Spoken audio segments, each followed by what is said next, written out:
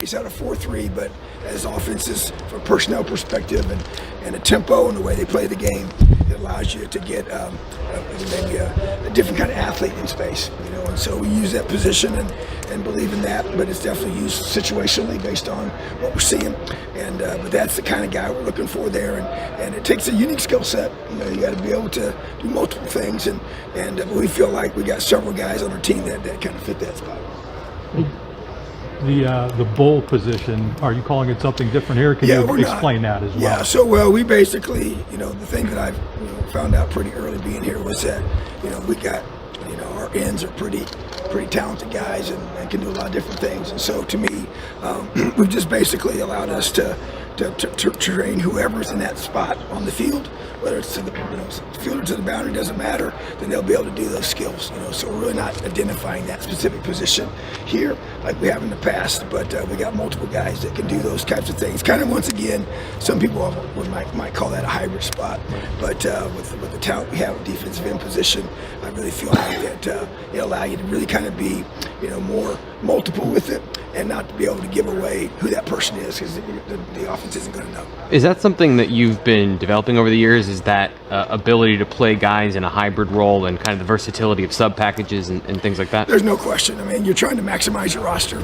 You're trying to do a great job of, as I've said, matching personnel, and just doing a great job of being the most disruptive we possibly can. And I think also it's trying to involve as many players as you can. You get different unique roles for guys, and it helps create the buy-in, for different players on the field. And in this day and age, the way rosters are managed, it's different. And so I think it does help. And also it shows, position versatility for the future.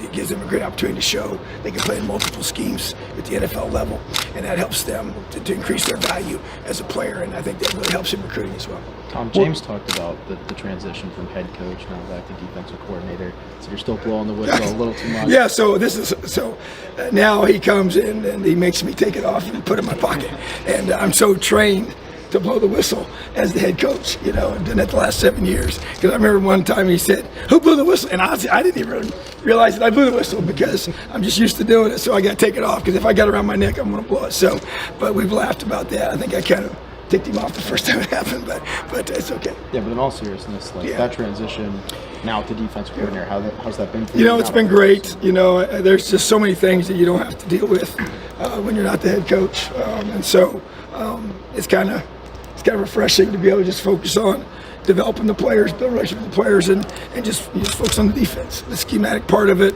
the personnel side of it, just the film study. I can go in there and shut my door and all the other stuff, and something happens, just pass it on to Coach Franklin. But that's just really what it allows me to do when I'm in this role, and I'm really excited to be back in this role. I really think it's kind of, really where my heart is, and what I really feel that your strength zone is being able to do those things, to build relationships with players and coach defense. You guys have already talked about the love that you seem to lead with and the relationships you started to create. Is that your part of your nature, lead by love? Well, to me, it's about relationships, and you got to build trust, and it doesn't happen, overnight. It takes time, and you got to spend time with it. And to me, I believe it's a huge part of my coaching philosophy, and I just believe when the players know you care about them way more as a person, as a player, I think things can go to a higher level for them on the field as well as off the field, and I believe in that. And that's one thing I do feel like by not having all the head coaching responsibilities, I have more time to do that, and I want to do that, and I will do that, and there's no question that I think that when you can capture the hearts and minds of a player and of a young man, I think you can help him become special on and off the field. That's what I want to do. What have your early impressions been of Tamir Robinson, both as a player and coach? He's one that's flashed. Matter of fact, even today, I thought he stuck out. He's making plays, especially when he runs the alley. And I think his confidence is growing each day in our system, and learning the things that we're doing that are different. And but to me, it's his ability to track the ball, strike and finish. He's got long levers, and he can run, and that's a great quality. Tom, generally, how important do you think it is to have positive habits in building a successful football program? And then specifically here at Penn State, how have you seen that kind of emphasis? No, there's no question. I think it's the key is what can you consistently do on a daily basis that allows you to become elite and special. And so obviously I walked into a situation where their practice habits were set. These kids practice really hard. And I noticed right away, when your best players are running the ball the best in practice and working the hardest in the weight room and doing all the little things right, you have a chance to have a special group.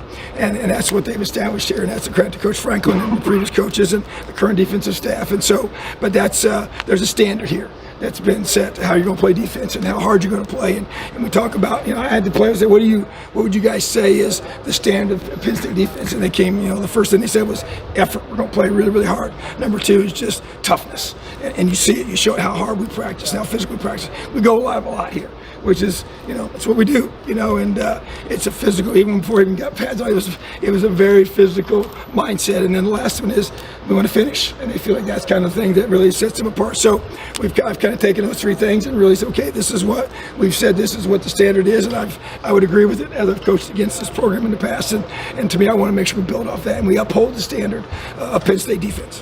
It's a tremendous honor to be in this role as that position coach as well as the coordinator on that side of the ball. But at the same time, it drives me every day to want to continue to elevate, the play of our backers and play of our defense. On Tom, that note, with the Tom, are there one or two things about you, maybe even beyond football, that you want alumni and fans to know about you as the coach and a person? I just care about people. I'm in this profession because of my dad, who was my high school coach, and I saw the impact he made on people, both coaches and the players. And I see the players come back, you see the coaches come back. And as I grew older and you saw the impact that was made, and that's what I want to be. I don't want to just be a guy that just teaches ball. Ball is awesome, and I want to help these guys become great football players.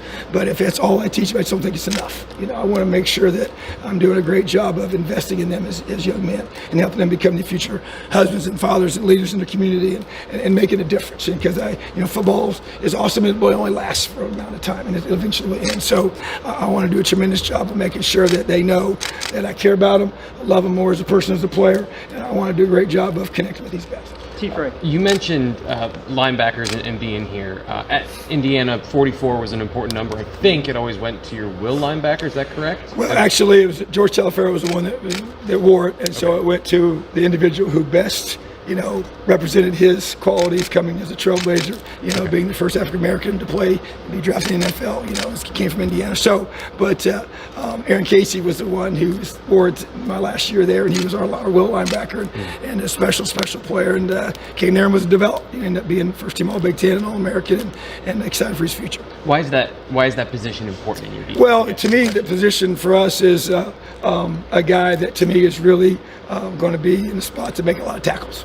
Mike's the same way, no different, even the same. But at the same time, there's a lot we put on him to be able to, be the athlete of the group per se, and the way I view it, but at the same time, here you got a lot of different guys that can fill that role, and I want to teach our guys about multiple positions. I'm really big on that. I don't want them to just be one. They should be able to have versatility in the room, and there's a lot of carryover with the techniques as well. So, but Mike obviously, and I expect him to run the defense, and then the Sam linebacker has certain skill sets we're looking for as well. But to me, you have a high standard for the play of all three positions.